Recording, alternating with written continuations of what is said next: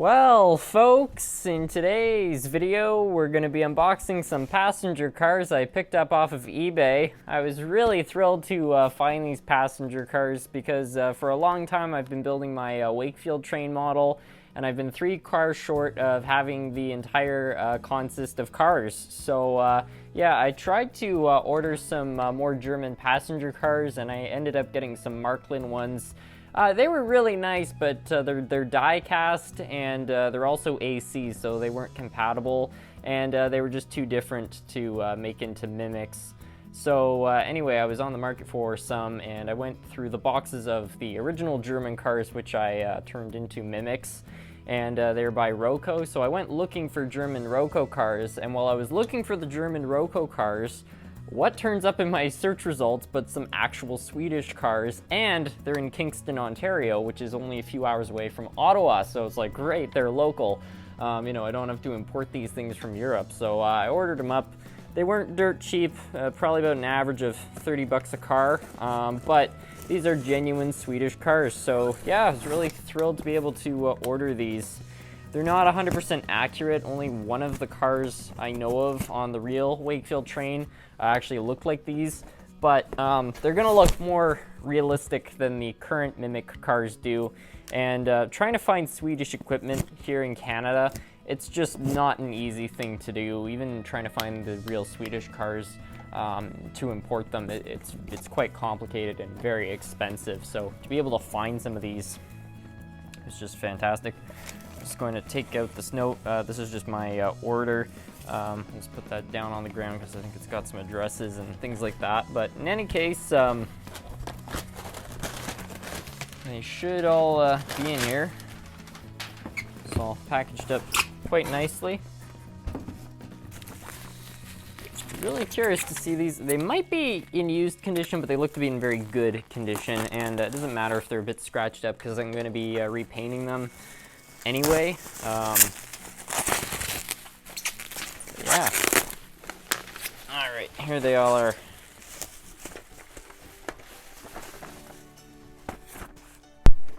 So here the passenger cars are. Each of them are a tiny bit different. There's the first one. This was the cheapest of the bunch. Here's the second one. This was actually in a more conventional, older Swedish paint scheme. And these are actually the paint scheme that the cars had when they very first arrived in Canada. I don't know what year exactly the train was repainted, but when they very first showed up in the country, we had an entirely Swedish train, and this is exactly what the cars looked like.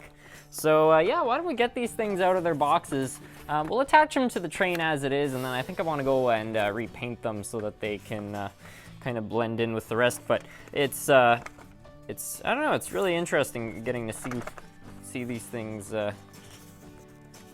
as they were. Okay, they actually did tape the boxes shut.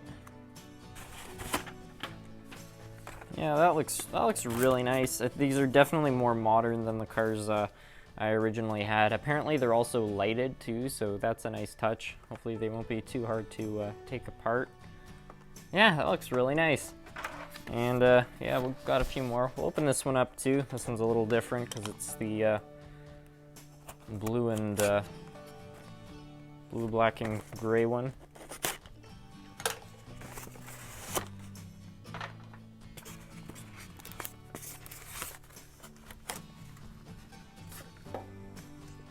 It's really nice. And well, got one more. Let's take that out.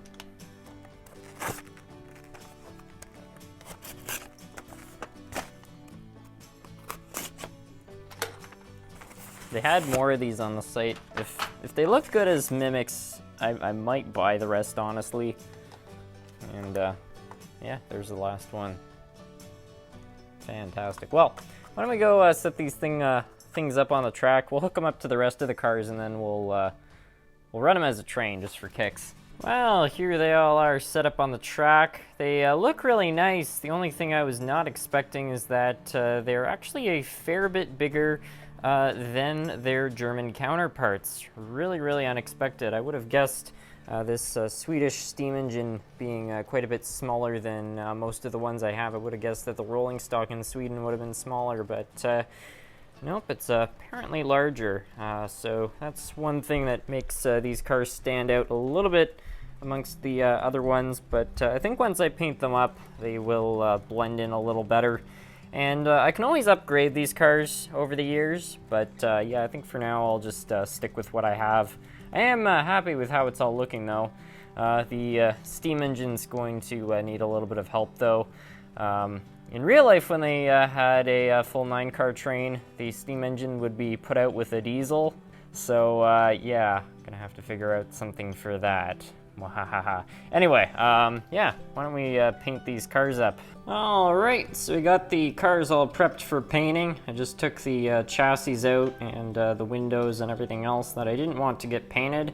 So now we just have the shells of the cars, and they are pretty much ready to go. I've already shaken up my paint here. And yeah, we're just gonna start painting them up.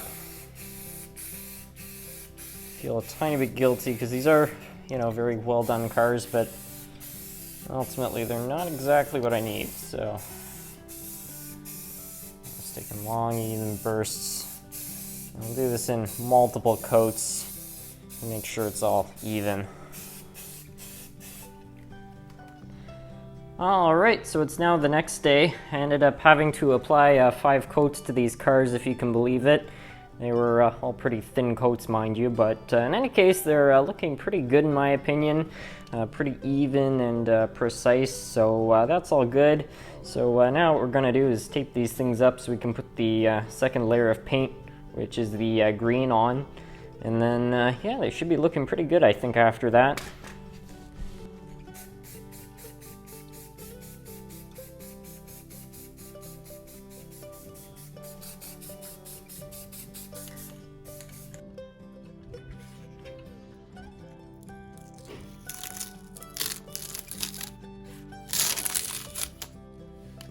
Wow, okay, that side turned out a bit better than I was expecting.